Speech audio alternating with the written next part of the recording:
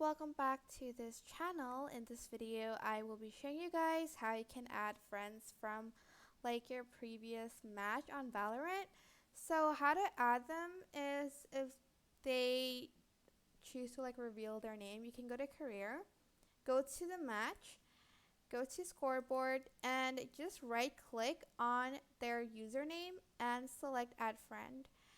And that's pretty much how you can add like friends from a previous match on Valorant. And that's pretty much it. I hope this tutorial was helpful for you guys. Don't forget to like, comment, share, and also subscribe to this channel if you haven't done that. If you have any questions, just leave it in the comment section down below, and I will try my best to answer them all. Thank you so much for watching. Bye.